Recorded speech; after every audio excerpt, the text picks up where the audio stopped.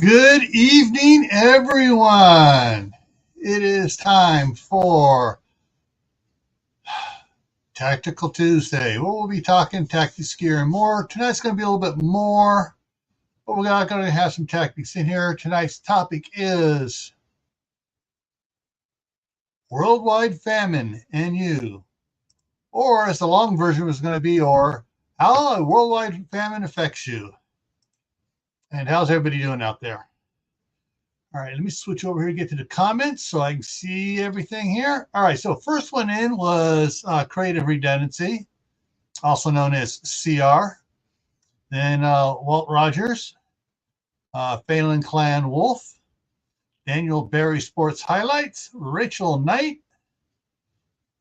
It's the Marshmallow Man. Hey, Lewis. And Shenanigans, Aussie Life, Little Lone Prepper, Shawnee Shave, Cold War Prepper, and okay, those are all the ones that are commenting. I think we got a few lurkers. Lurkers are fine. All righty. So tonight's one is, I debated on doing this one on this channel here, Gray Man Prepping, or doing it on my homesteading gardening channel, which is Camp Patton Family Compound. Garden Girl, welcome.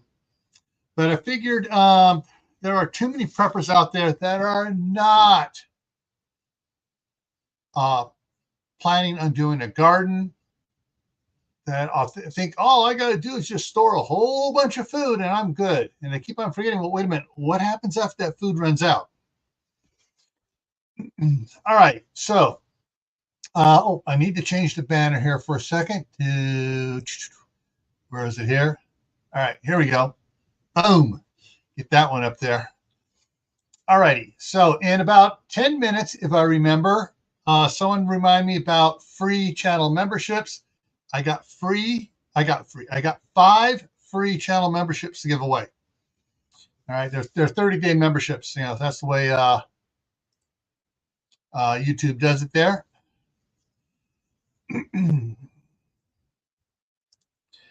Exactly. All right, so let's go back over here to this. Actually, everybody, reminder, hydrate. It's not summer, but you still need to stay hydrated.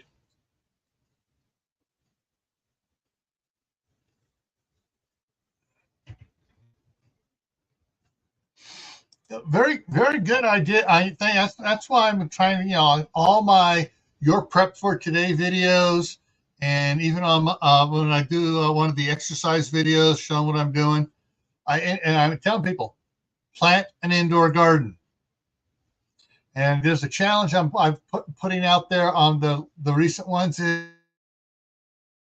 an indoor garden year round for 2024, just to see if you can do it in case there's, a really bad weather thing going on. And Utah Mike's in the house.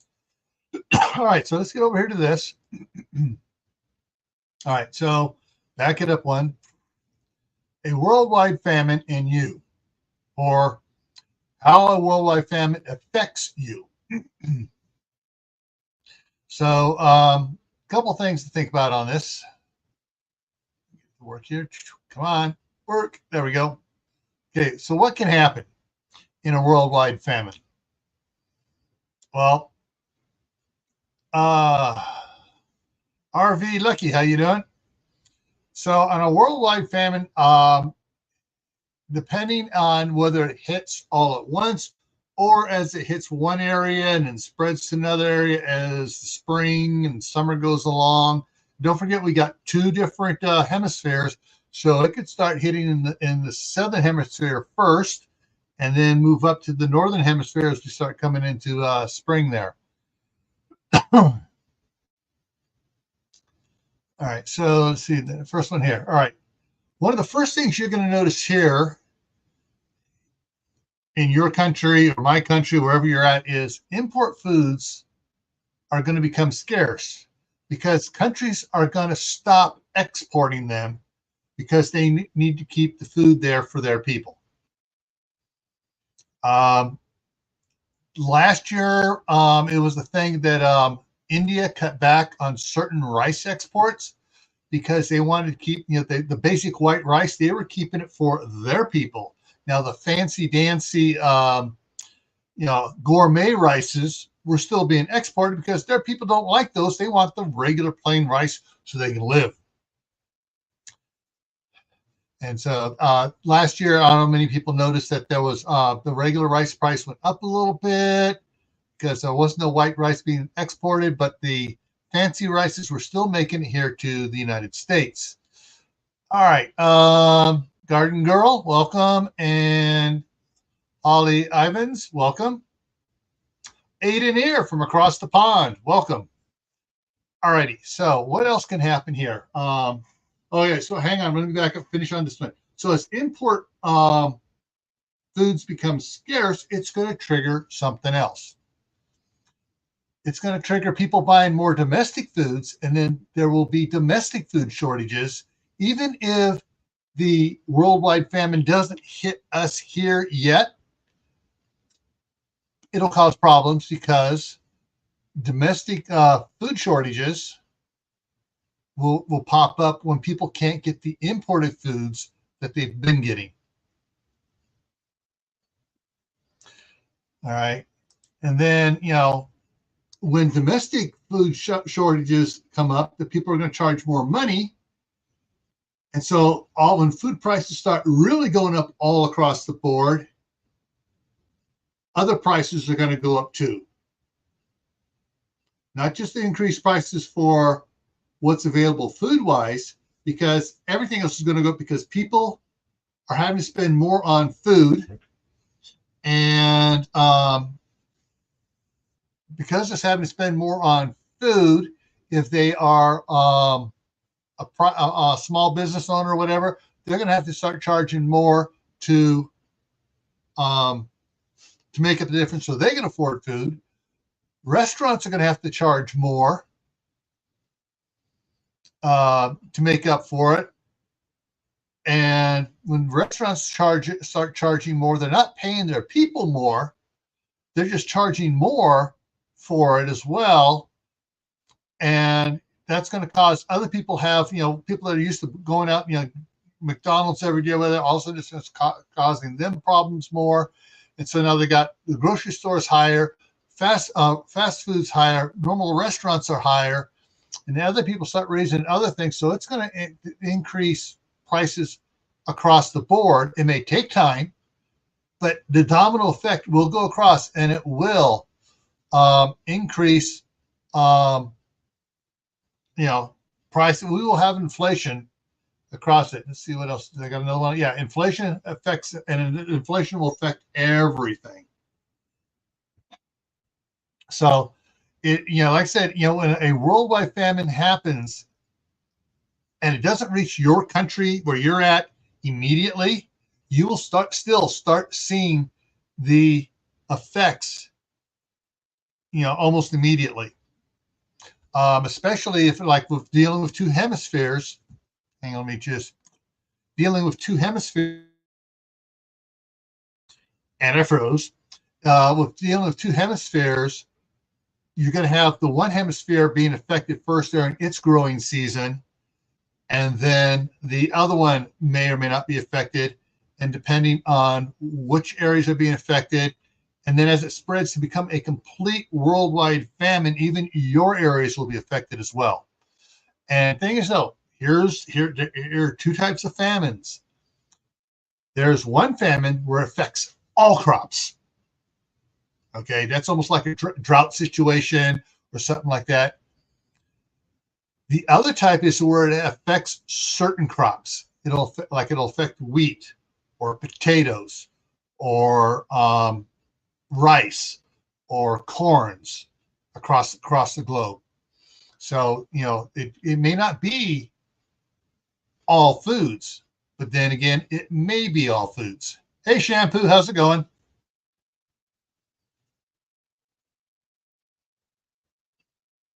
All right. So with this in mind, so I got something. Let me check, make sure. Okay. And here, all right, I'm going before I bring that one up, we're going to get on this a little bit more. Then I'll go down the rabbit hole here, and when I go, I'll have to change my background to the rabbit hole here. One of the things to consider with everything going on is how can you prepare for it without buying prepackaged MREs, freeze-dried foods and stuff? And the answer is absolutely yes. Hey, Moon over Miami. My grandmother was born in 1899. They had no electricity on the farm. The water was outside, was a pump outside. There was no inside water. There was no inside plumbing at all. They had a 3-seat outhouse. And they had 2.5 years of food put away. A&B Heritage Farms, how's it going? GGG Farms, welcome. And so that is an example of old school farmers having multiple years worth of food put away because they knew that there were going to be years where crops failed. And so they would try to have at least 2, if they could, 3 years worth of food put away.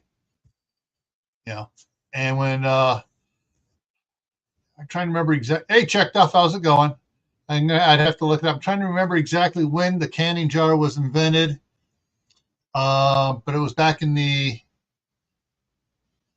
late, I think it was 1870 something or early 1880s. So one of the other things, wild herbs and plants. Foraging is another way to. There are some plants that are that are totally resistant and drought resistant, and they don't seem to suffer famines like the cultivated crops do. All right. So now, before I go down the rabbit hole with the next slide here, I'm going to go over the other here. I'm going to see if it's still working because I looked earlier and it should work. So let me go up here. There it is. All right. So I'm going to give out 5 1-month memberships for my channel. And see if it works here. There it goes. It's popping up. All right. Moon over Miami got one. Ting Ting got one. King Poopa got one. Stephanie Joe Roundtree got one. And Butch Graves got one. Okay. So, yeah, YouTube only allows me to give out so many a month, so there we go. We got 5 memberships going out. Let me change the thing down below here, banners to, right, where's the gray man prepping one? And so the regular memberships here for the channel are 99 cents, $1.99, and $9.99. And you can see there's a video on explaining what you get for each one of them. And so, but coming up here,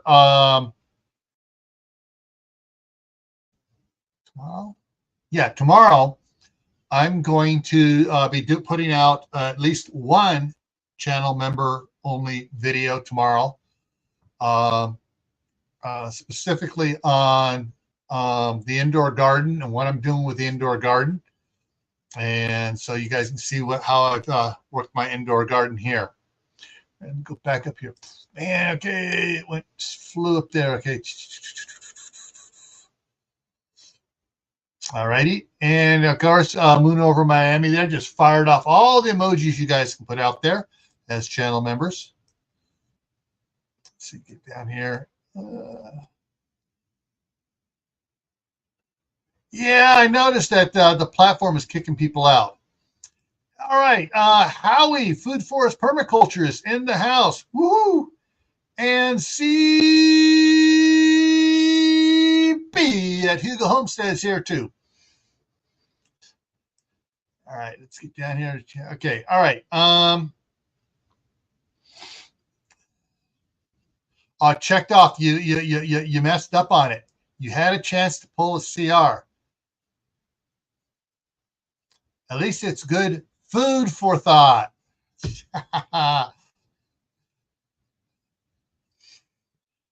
All righty, so let me get ready to go down the rabbit hole here. Go in here. I got to change the. We're going down the rabbit hole. And bring up the next slide here.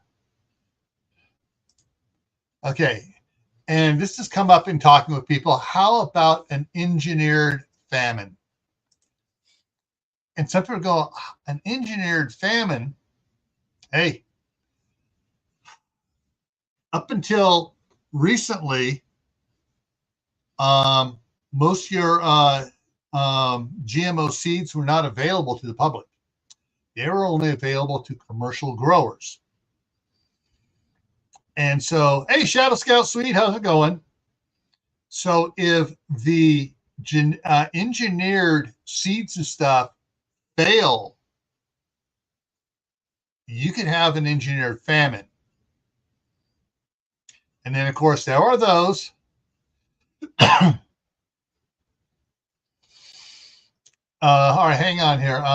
Got a comment here. UN.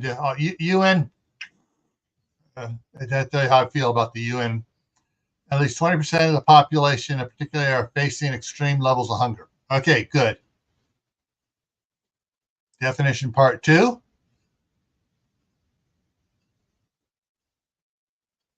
All right, and definition part 3.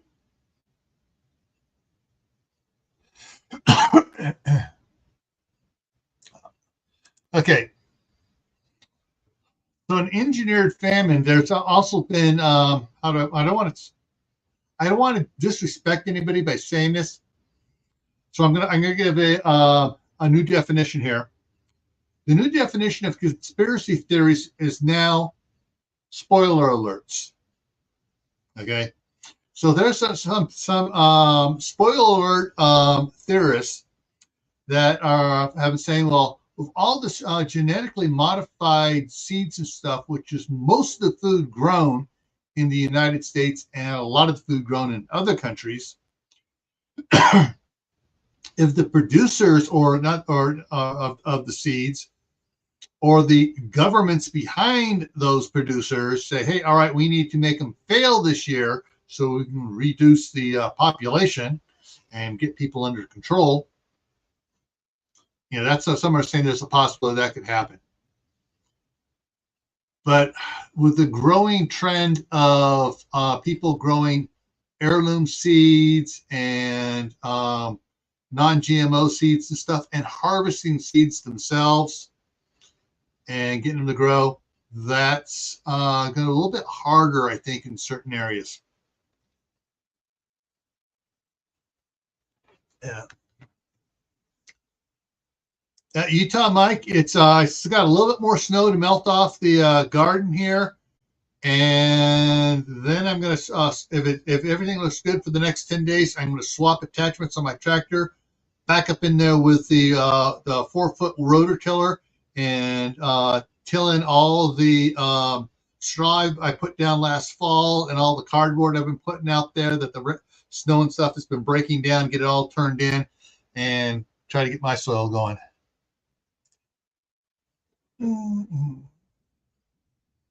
Okay, let me see. Oh, so I tried to do.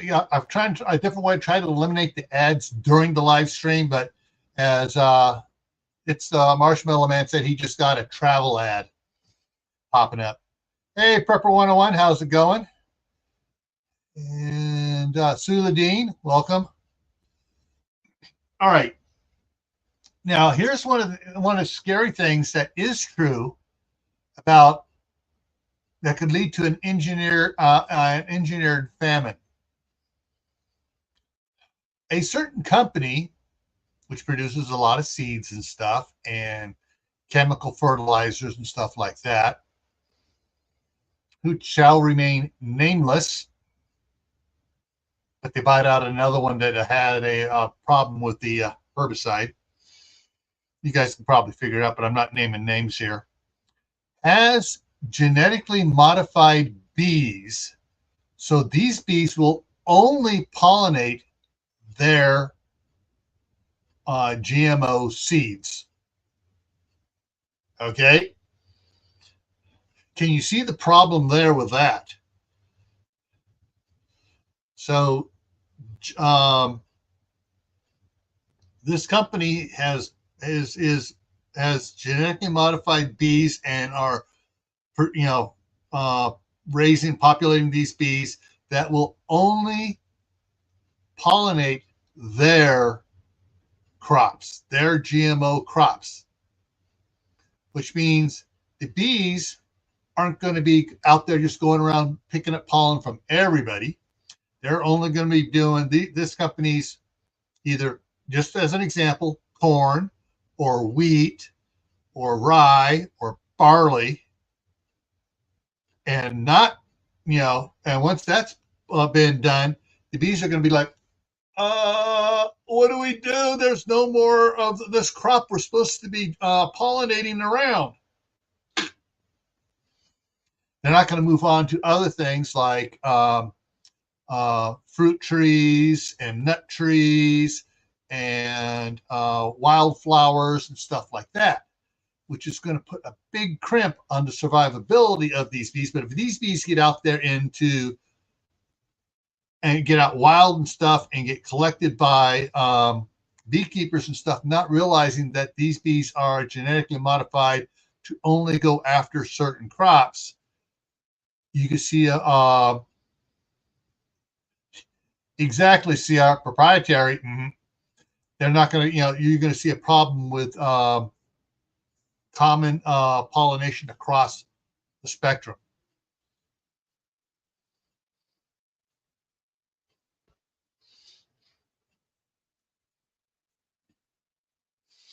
So food. I'm sorry, just making note of several of the chat things here that I was missing when I was trying to get the point across. All right. So now, I'm not trying to do any fear porn here. I'm not trying to get everybody going, oh, no. I'm just trying to say, hey, here's some information. Information is power and knowledge, and you can use it to protect yourself.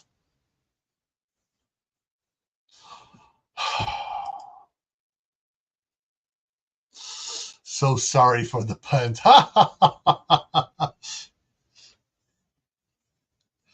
All righty, so let me go ahead and drop that down. All right, and go ahead and throw this out there. All right, now, things that any good prepper, any good homesteader, any good farmer, any good person that has a head on their shoulders and are looking at things, okay, engineered, right, man-made. Okay, I was only 2 years old at that one, so I have to go back and look that one up. So, one of the things that every person should be doing is having a home garden. Why? Because having Tuber Chat, welcome. Random JL, welcome. Because if you grow your own garden, you're growing food. A, that means you're spending less at the grocery store. B, the food you're growing, if you're doing it right, has less chemicals on it. And if it has less chemicals on it, and I froze, it's healthier for you. And if it's healthier for you, you're going to be better off.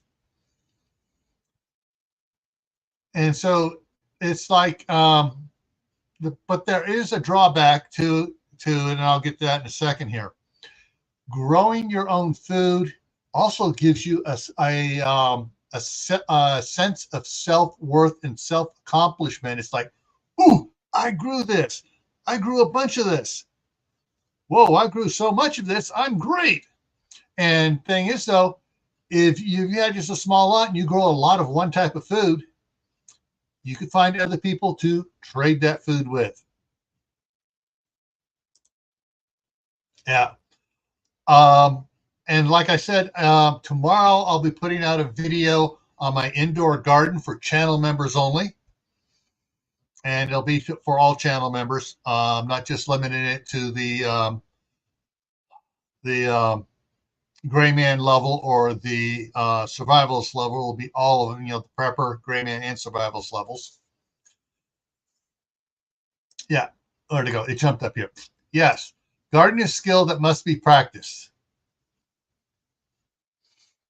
And so, you got to learn to do it.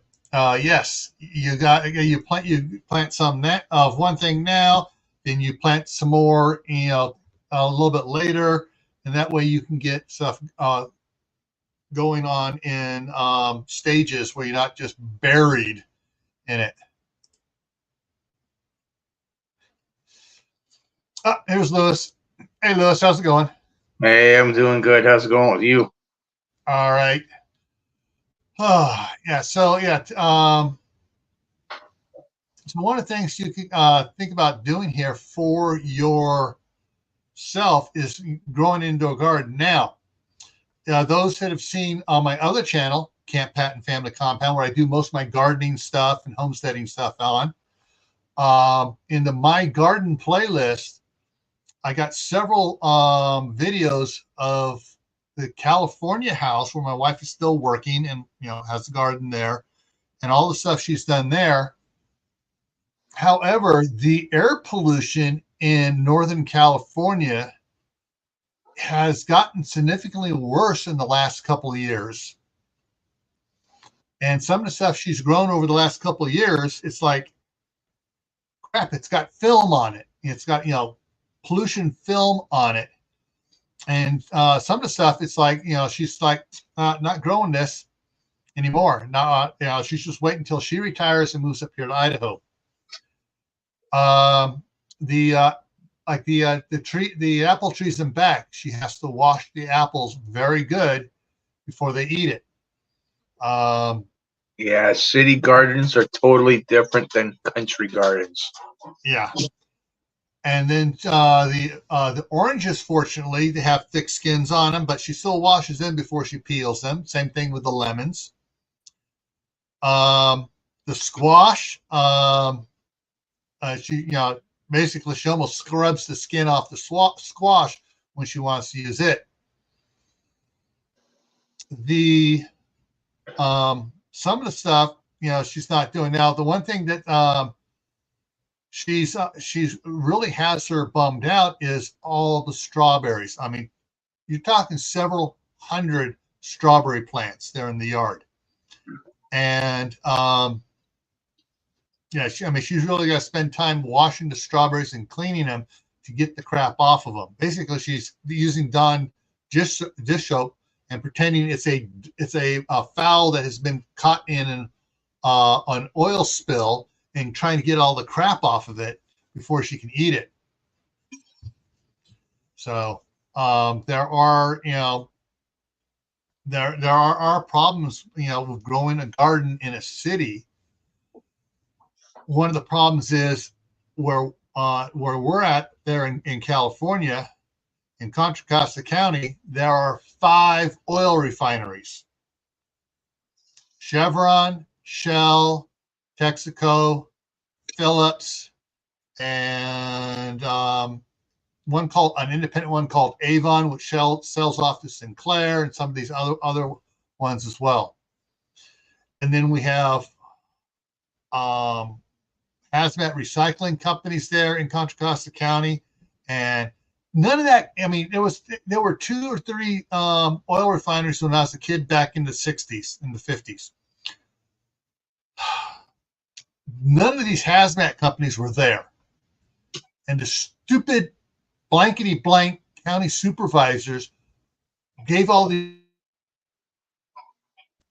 incentives to try to bring these companies in, not thinking like, oh, wait a minute, this is a dangerous company. We don't want it in our area.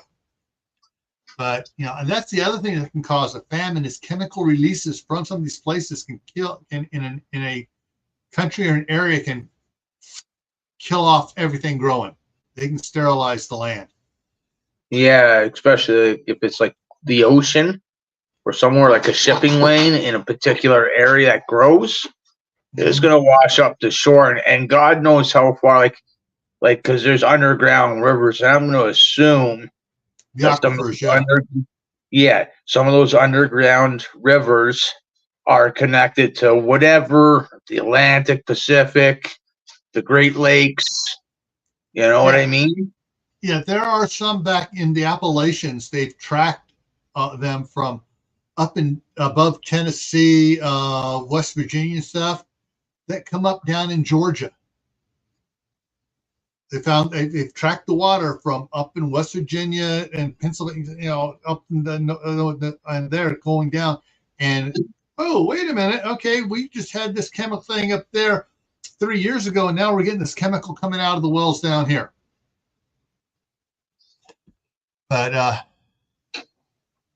yeah, well, I was even thinking of that. I was just talking about it coming inland from where that oil spill, how it comes up somewhere up inland somehow. Yeah.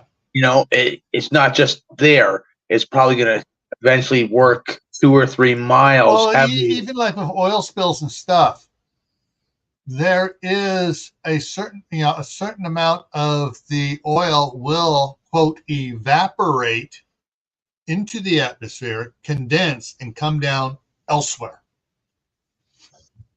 Yeah. And not just for people. Water equals life for plants. Yeah, they spray, that needs to be washed off. Yeah, exactly. And then, of course, there's that new one that a certain rich person who shall remain nameless puts that that they put that spray that his company's involved with, or that he's invested in, on fruits and stuff to protect them, that you can't wash off. And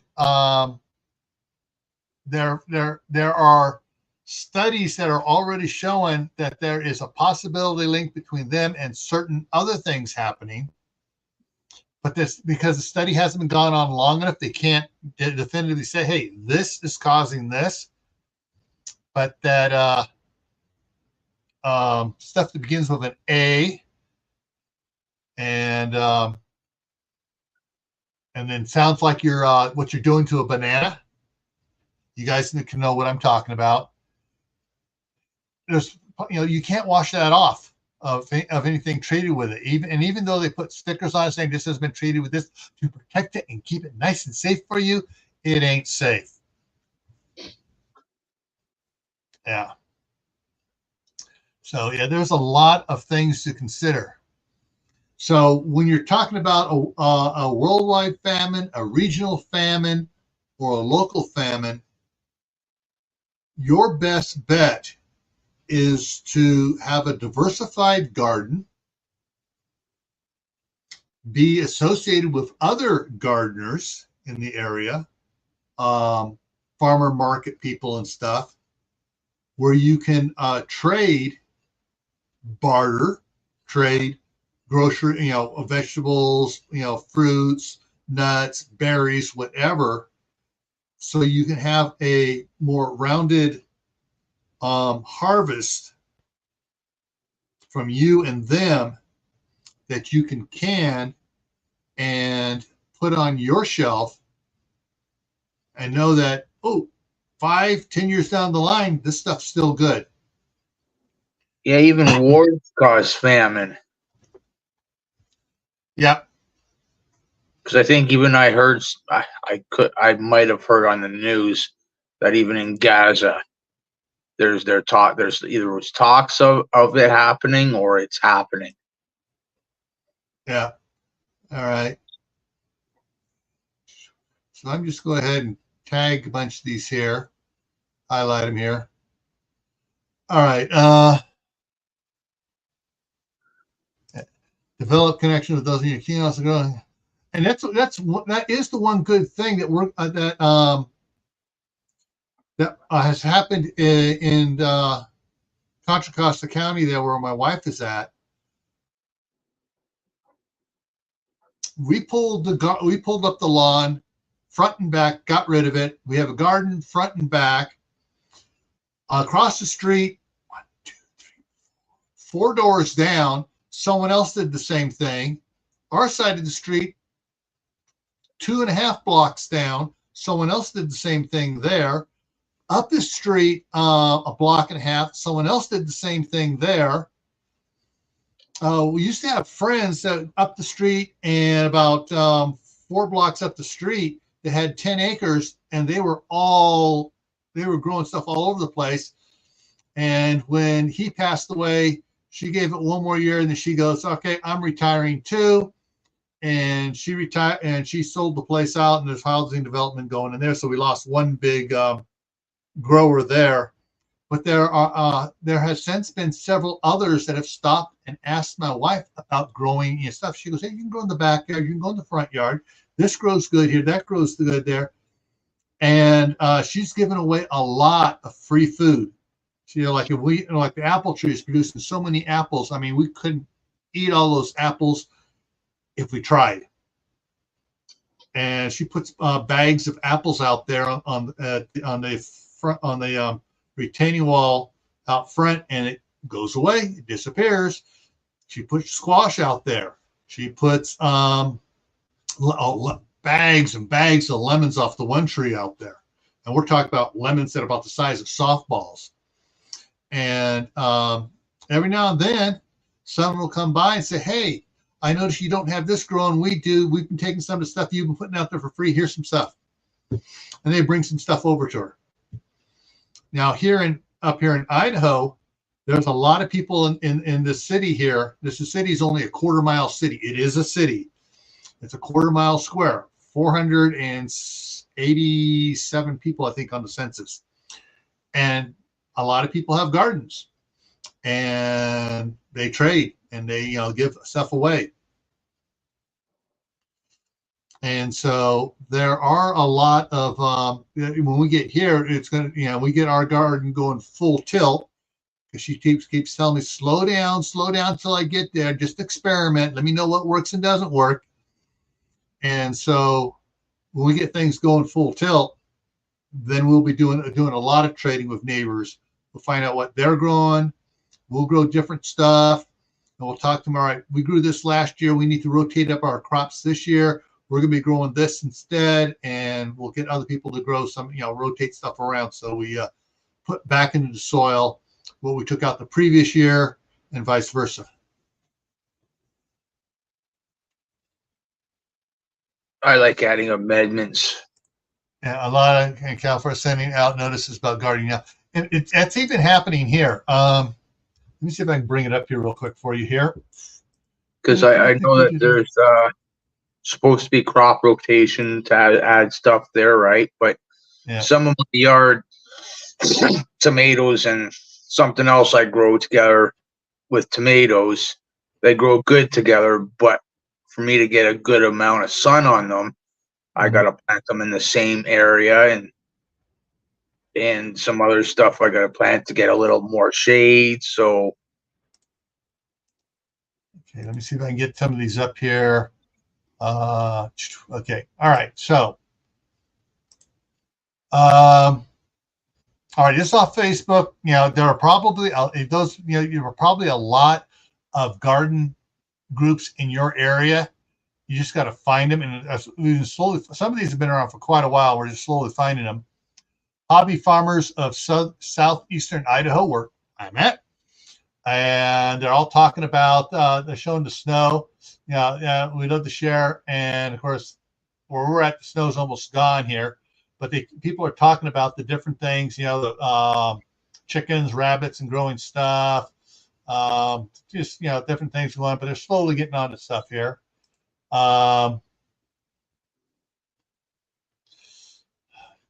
See, this is gardening in southeast Idaho. People putting up their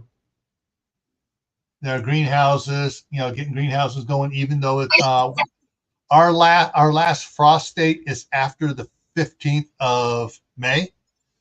So showing what they're getting. Talk about raspberries, blueberries, what you need to do to get it in our very alkali soil here. I'm not sure if there was a couple weeks ago stuff in Life in Idaho Falls, which is to our north, on gardening. There's some tree stuff. You could, which is south of us. There's talking about stuff growing already here in greenhouses and stuff. People growing stuff here already here in Idaho, where we still have another 2 months before our last frost date. You could, Ozlife, you could get away, and I mean just get away with, depending upon where you live, watering the garden twice a week. Just flood it. Well, right now, my garden area, I went walking out there today, and because I got straw all over it, I got cardboard all over it, plain cardboard. I don't put any stuff with the printing, the color printing on it. I don't put that stuff out there at all, just plain cardboard to till in and stuff. I went walking out there, and I went, whoosh. I mean, I took a step forward, and I pulled back as fast as I could, and I still had mud all over my shoe. Just pushed all that stuff down in. So I got to wait. Hopefully everything dries out here a little bit so I can get out there with the tractor and till it in without making a mud pit. If your tractor, if the ground CR, oh man, bum. And join the chat. Very mulch. If the ground can support your tractor, you can get in there. If you had a different thing up behind your tractor where it dug up the ground, just three. So it won't. If I sink in stepping in this area, the tractor's going to sink in too. Yeah, because sometimes the farmers, what I'll do, I haven't done it last year, so I've got some stumps in my garden that I got to bust up, and I'm going to use that to bust up all the dirt. But usually in the fall, I'll use my spade shovel in the garden because it's not big enough to handle a tractor in there to do that. And just turn it over, and I'll spend however long in there to turn over the whole garden with a spade shovel. It'll dry out faster that way for you to get in there and mulch that up. Yeah. All right. This is the one. I used to have a John Deere tractor, and my John Deere tractor could reverse the turn of the PTO. I can't figure out. My Coyote won't do that. And so what was neat is when I back up in, I could reverse the turn of the PTO, which would reverse the turn of the rototiller. And instead of tilling and throwing dirt behind it like it normally does, I could pull some of that dirt forward by rototilling it forward, create a divot, and then once I come forward 2 feet, turn it the other way, and it'd make everything smooth. All right. Okay. 2 things I want to talk about this RV, Lucky. I've got to learn to like sweet potatoes. My mom could not.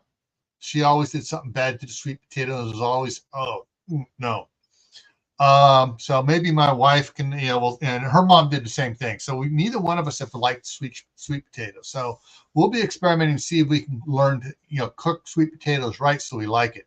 The other thing is using pallets. You got to be careful with the pallets when using them for raised planter beds.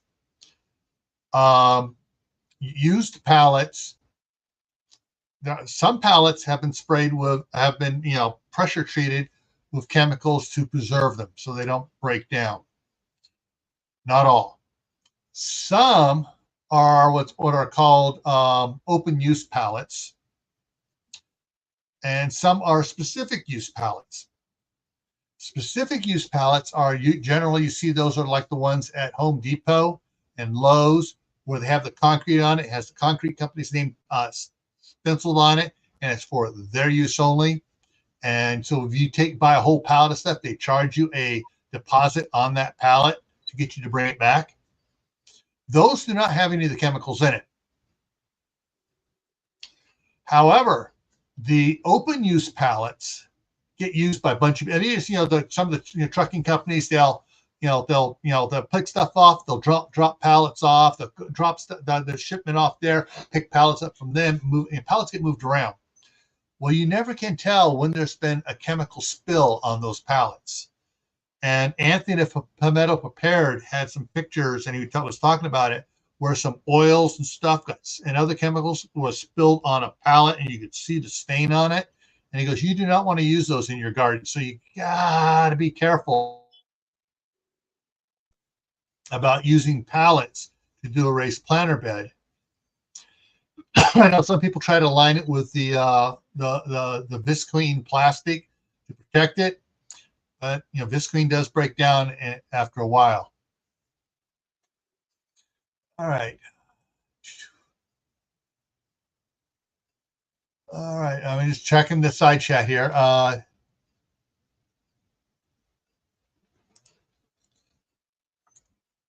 Yeah, I'm surprised that Mark didn't make it in here tonight. Chef Tech. Yeah, he talks about. Come on, stop. Okay. Yeah, that's some of the preservatives they put into the pressure treating stuff is arsenic. So yeah, you got to be careful of that. Isn't that bad for us? Yes, but it preserves wood, and a lot of the old pressure treated wood, the green stuff, back 20 years ago, had a lot of arsenic in it. All right, just looking here at the chat. Okay. All right. I'm seeing all the ways to do sweet potatoes and stuff. And something just popped into my mind. On Mondays on Camp Patton Family Compound, I have Tammy from Rebel Canners, the Rebel Canner. She's got several books out that she's written. And she's been contacted by Superb to speak at several of the harvesting conferences, the things, shows and stuff going on, and she's been there, and she gets, anyways, she's on there with me, and then Mark of Chef Tech, who does a lot of freeze drying and canning as well, and we've been talking for the last several months,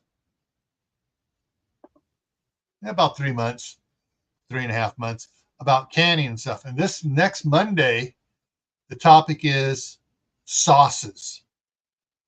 Any type of sauce you can think of: Alfredo, spaghetti, 4-cheese sauce, Italian sausage sauce, all the different types of sauces you can put on pasta, rice, whatever. We're going to be talking about that on Monday. So I'm just thinking, I was looking at sweet potato fries, dipping that in. I can see my grandsons dipping that in the ranch dressing. I can see some other people dipping it in a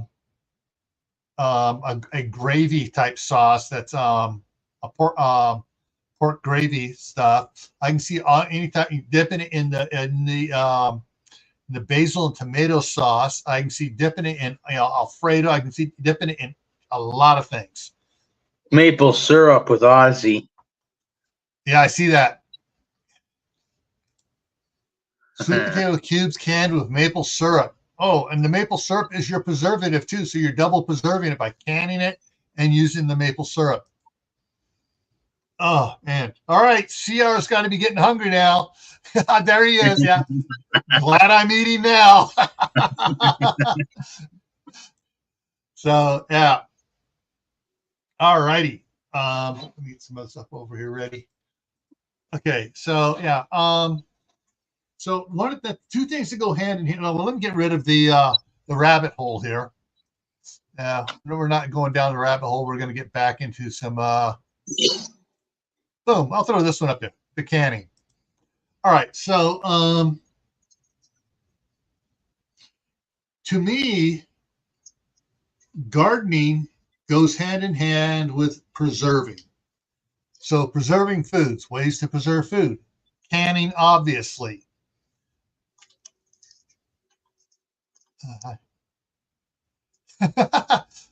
Simple. All right, hang on. I got a question here. Simple CR. Um, so I'm on a diet where I eat 2 meals a day, 4 hours apart. I already had my last meal. I'm full. I'm not. I'm not going to be anything. Who says we aren't munching CR? Okay, so canning's one way to preserving it. Freezing is another way. Dehydrating is one way. Freeze drying is another way for stuff you bring out of the garden. Now, some things out of the garden, all you got to do is keep them cool out of the light. My daughter several years ago grew some butternut squash, and she had them down in the one part of the basement where she wasn't turning the light on hardly ever at all. And a year and a half later, they were still good. So, I mean, she was still using them a year and a half later. Yeah, stuff like beets and potatoes and carrots, they'll last, but Yeah. you And apples. if you sorry, Gil, if you wanted to think long term, you could take half of each one of those crops and can them. Yeah, exactly. And then there's apples. What can you do with apples? A lot of stuff. The apples, I've seen people take apples with plain newspaper, not the color ink on, the black and white. They take it, they roll the apples up individually and put them in boxes and put the boxes down in the root cellar, the cold cellar, whatever you want to call it. And they will, because they're separated from each other and padded and stuff, they last months and months. And even at that, if you want to think long term with apples and pears and peaches, you can can them as well too. What my grandsons love are the apple chips, where they've been sliced and freeze dried. Oh man, they'll sit there and that's candy to them, almost as good as candy as freeze dried pineapple chunks. I got this machine for French fries, but it also dices things up. Like if you put a potato through it, you can either dice it up for like hash browns or French fries. And I put apples through that to make them look like hash browns, right? Yeah. But I will dehydrate those apples, those little cube apples. I'll dehydrate them, seal them up, and use them in oatmeal. All right, so CR now wants desserts. Okay, shenanigans. Yeah, last night on Camp Patton, we were talking about with Tammy and from Rebel Canners and Mark from Chef Tech. We were talking about canning hot dogs, sausages, and sausage, and pepperonis, and linguiça, and kielbasas, and all the types of meats and stuff. And we got talking about also canning pork gravy. You said pancakes. Well, let's see. My pancake mix also makes some great biscuits. And the pork gravy. Yeah, that's what I'm now. All of a sudden, now that's what I'm craving right now. All right. So, did everybody get something good from tonight's when I'm talking about the famines, things to consider for famines and how they can affect you? I want to make sure that somebody got something out of this. Oh. Oh. Yes. Oh. All right. Coming up here, let's talk about what's coming up here in the next week here. So tomorrow I'm putting out a members only video on the indoor garden. Okay. Thursday, the midnight ride with Gray Man Prepping starts at 10 o'clock Eastern time, which is midnight Rio de Janeiro time, folks. Okay. Friday on Camp Patton Family Compound, the topic is poison air. How we're poisoning the air in our homes with all the crap we spray in the air, the plug-ins, the stuff you add to your laundry to make it smell good, and your clothes still smell like that for days. Oh. Yeah, poisoning ourselves. So we're going to be talking about that on Friday night, on the homestead on Camp Patton Family Compound. Back on Gray Man Prepping for Saturday, for Survival Saturday. We're going to talk about tractors for prepping, talk about the different sizes and all the things you can do with tractors if you're for a prepper. Sunday, not doing anything. I usually go over and watch Dr. Paula Ruffin, and then right after her is 2 hours of Garden State Gardener. Monday, I already mentioned on Camp Patton Family Compound, we're talking about canning sauces. And then next Tuesday here for Tactical Tuesday, the topic is, what are your essentials? So we're getting back a little bit back to the basics next Tuesday on Tactical Tuesday, talking about what are your essentials. What would be the best drought-resistant crops for our animals to have? Animals, goats, specifically the Quito goat or the Spanish goat. Because the Quito goats are from Australia out there. And the goats that survive out there in Australia out there where it's barren, yeah, they're very drought resistant. Certain donkeys and mules are semi-drought resistant animals. Crops, drought resistant crops. Potatoes. Underground root crops are because they're underground. Most of the stuff's underground. They're a little better drought resistant. I'm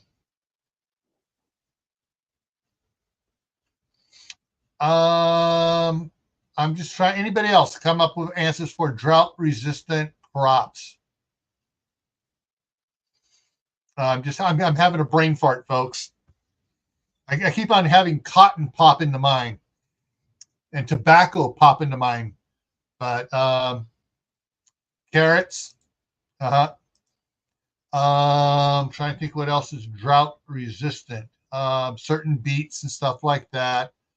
The daikon radish with its long root.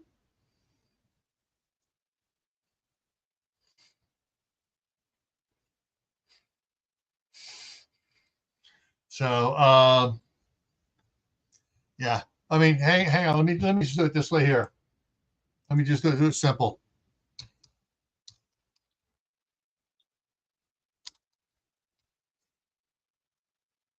Drought-resistant crops. Google.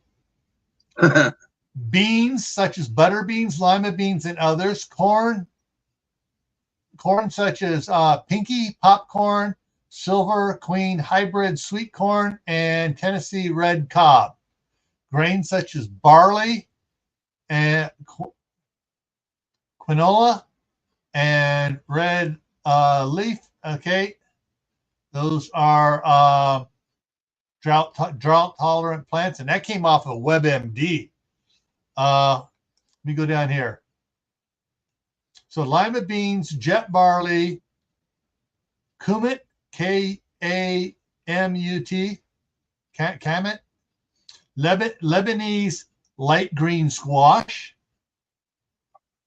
are naturally resistant to dry, hot weather. I can't pronounce it. triticale, and rye also are natural drought-resistant ones. So you can look them up to see what, just do a Google search on it and then hit some of the, check your local university extension for agriculture stuff, and they can give you stuff too. Pears, dates and figs, yes.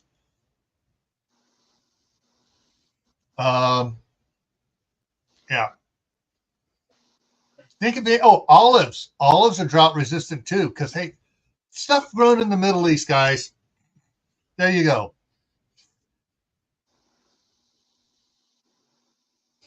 All right.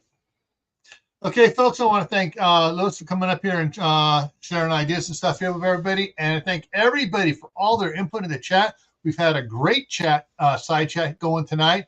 A lot of information, sharing a lot of information with each other. And I love that. I love people that share information. All righty. So, as always, stay happy no matter what life throws at you. Stay safe. Don't go out and do anything foolish. Keep adding to your preps. Water, food, medicine, clothing. Learn a new skill every month. And if you can, this year, do an indoor garden year-round. All right, everyone. See you around and stay safe. Have a good night.